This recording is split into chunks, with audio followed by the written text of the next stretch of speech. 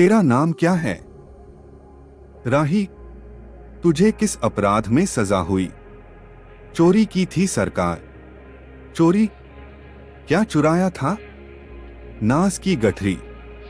कितना अनाज था? होगा 5-6 सेर।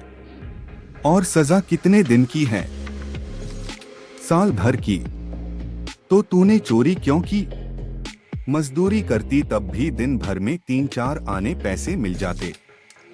हमें मजदूरी नहीं मिलती सरकार। हमारी जाति मांगरोरी है। हम केवल मांगते खाते हैं। और भीख न मिले तो फिर चोरी करते हैं। उस दिन घर में खाने को नहीं था। बच्चे भूख से तड़प रहे थे। बाजार में बहुत देर तक मांगा। बोझा ढोने के लिए टोकरा लेकर भी बैठी रही, पर कुछ नहीं मिला। सामने किसी का बच्चा रो रहा था। उसे देखकर मुझे अपने भूखे बच्चे की याद आ गई। वहीं पर किसी की अनाज की गठरी रखी हुई थी।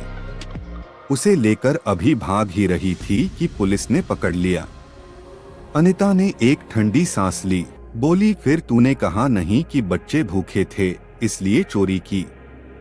संभव है इस बात से मजिस्ट्रेट कम सजा देता। हम गरीबों की कोई नहीं सुनता सरकार। बच्चे आए थे कचहरी में।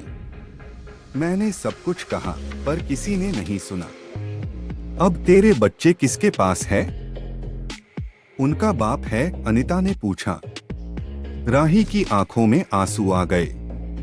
वह बोली, उनका बाप मर गया सरकार।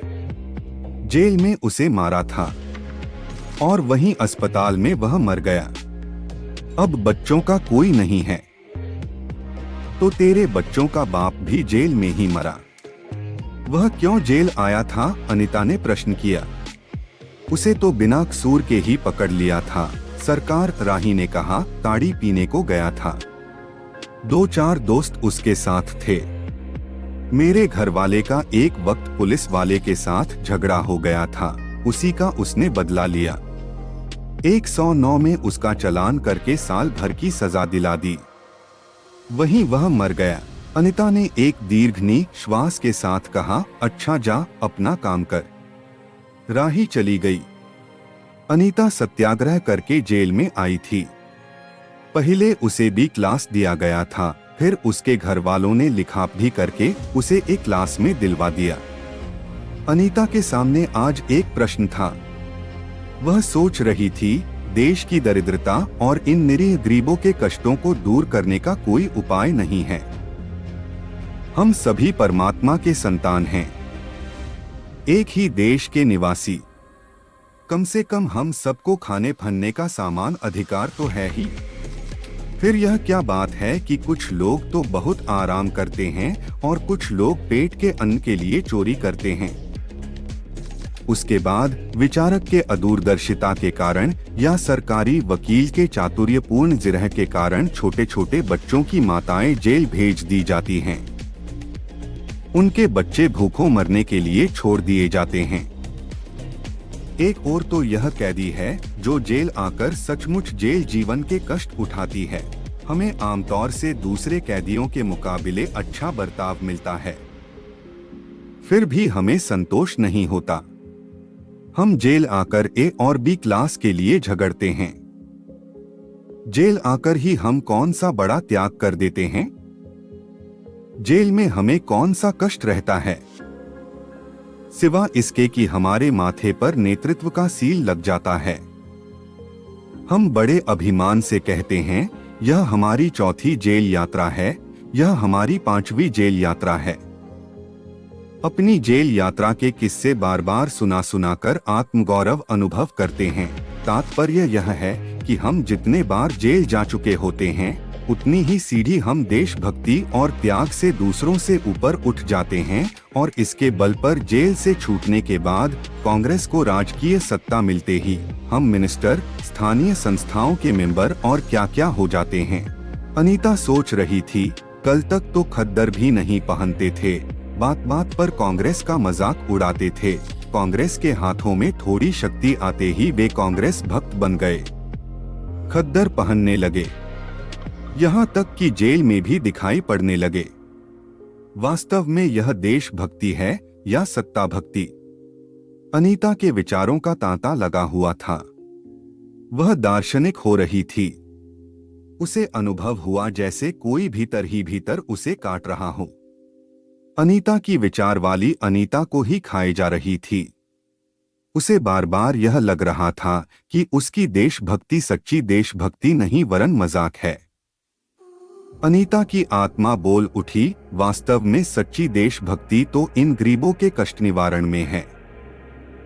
ये कोई दूसरे नहीं हैं, हमारी ही भारत माता की संतानें हैं। इन हजारों लाखों भूखे नंगे भाई बहनों की यदि हम कुछ भी सेवा कर सकें तो सचमुच हमने अपने देश की सेवा की। हमारा वास्तविक जीवन तो देहातों में ही है। किसानों की दुर्दशा से हम सभी थोड़े बहुत परिचित हैं, पर इन गरीबों के पास न घर है न द्वार। अशिक्षा और अज्ञानता का इतना पर्दा इनकी आंखों पर है कि होश संभालते ही माता पुत्री को और सास बहू को चोरी की शिक्षा देती है। और उनका यह विश्वास है कि चोरी करना और भीख मांगना ही उनका काम है। इससे अच्छा जीवन बिताने की वह कल्पना ही नहीं कर सकते। आज यहाँ डेरा डाले तो कल कहीं और चोरी की।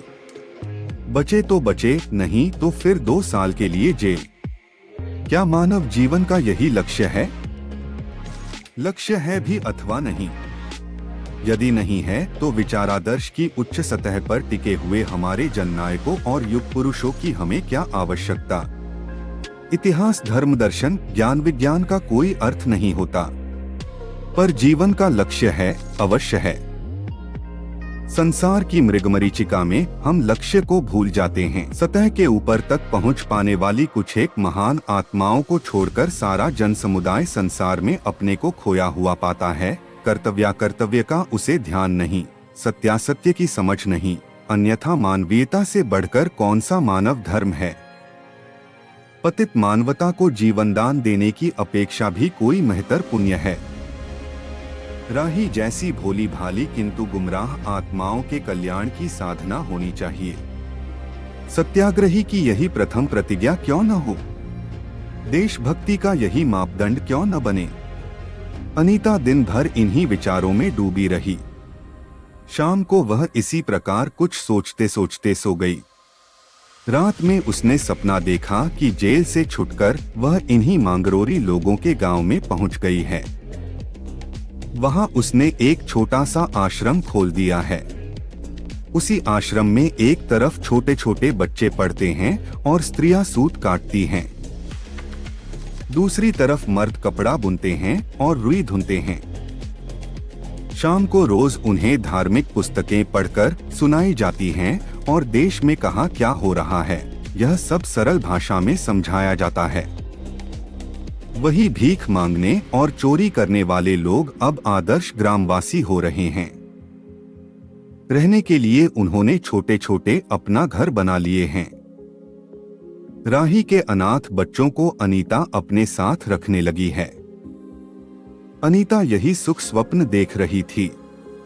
रात में वह देर से सोई थी। सुबह 7 बजे तक उसकी नींद नहीं खुली। अचानक एक स्त्री जेलर ने उसे आकर जगा दिया और बोली, आप घर जाने को तैयार हो जाइए, आपके पिता बीमार हैं, आप बिना शर्त छोड़ी जा रही हैं। अनीता अपने स्वप्न को सच्चाई में परिवर्तित करने की एक मधुर कल्पना ले घर चली गई। ऐसी ही शिक्षाप्रद स्टोरी सुनने के लिए हमारे चैनल को सब्सक्राइब हमारे चैनल को सब्सक्राइब करें। धन्यवाद आपका समय शुभ हो।